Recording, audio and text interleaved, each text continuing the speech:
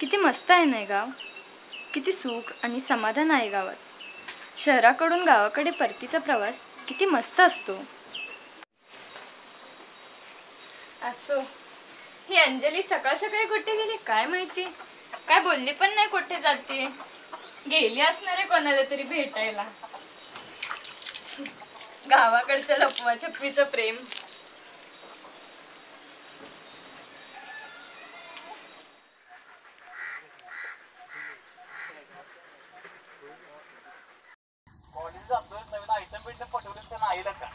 नाही नको अजून कुठली तेव्हा पटते आम्हाला.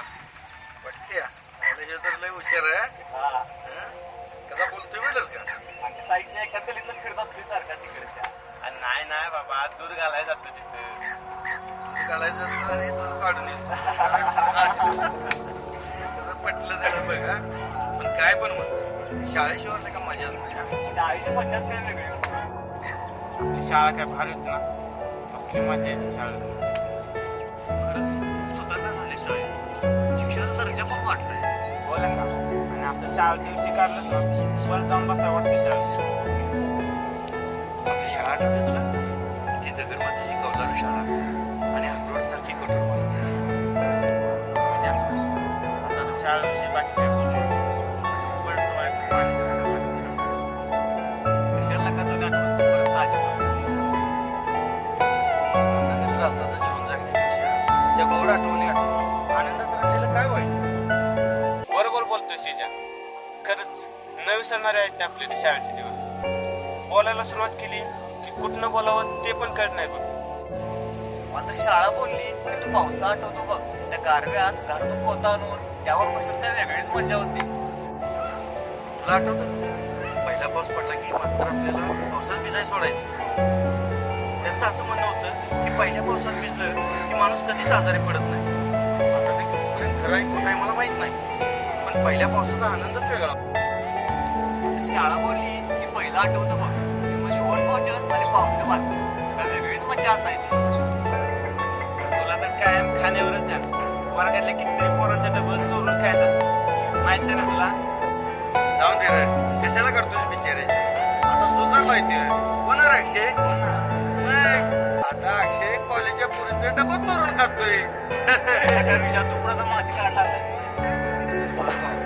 खरंच त्या शाळेतल्या गमतीजमती अनुभवायला कधीच नाही. जाऊन दे ना विचार. मला तुझ्यामुळे पण तेरा शाळेत फिरून आल्यासारखं वाटलं बघ. जेव्हा जर काय पण मागास मला जर बोललं ना मी एकच गोष्ट मागेन. कोणती? बालपण दे का देवा.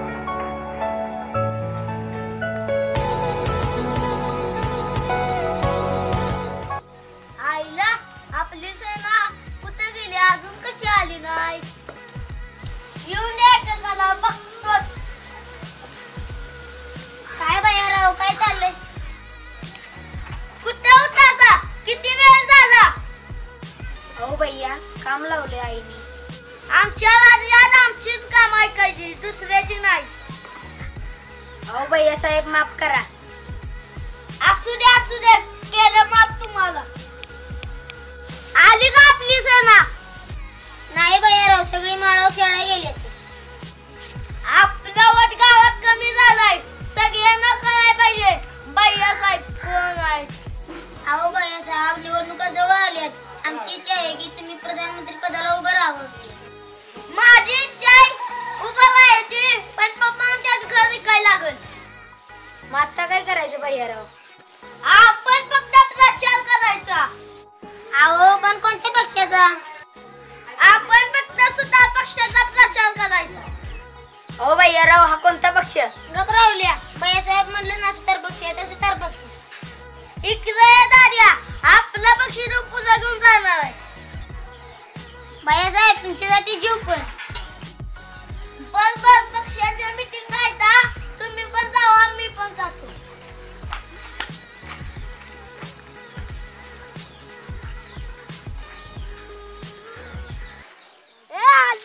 कुठे चालली आईला भैयाचा आवाजनी पण मशी दाखायला लागतात. काय दिवस आल्यात. आईला मी बोलत तर म्हशी गेल्या तर आल्या आल्या आल्या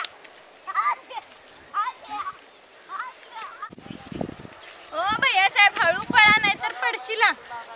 मागव मारल मस. हो का? मारते पण तुमची म्हैस? मारती काय म्हणतात? परवा आपल्याला म्हशीनं शिंगामधल्या 4-5 टाकं पडल्यात. अरे बापरे, मग तुला नाही मारत? मालकाला कधी मारती वय?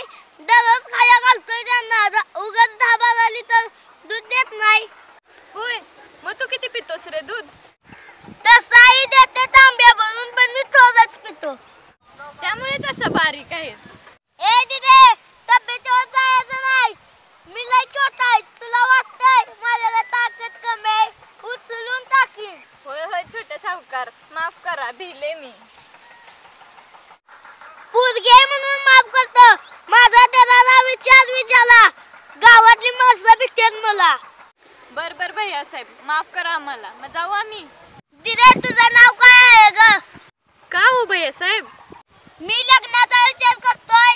तशी तू भारी दिसतेस म्हणून मी विचारलं. अरे बाळा, दीदी तर बहिणीला म्हणतात. मग तुझ्यावर किती बघते कधी? मग अंजली पाहिजे का भैयाराव? राहू दे, मी बिना लग्नाचा राहतो. जातो. ओ भैयाराव थांबा की, लावून देते अंजलीची तुमची सेटिंग.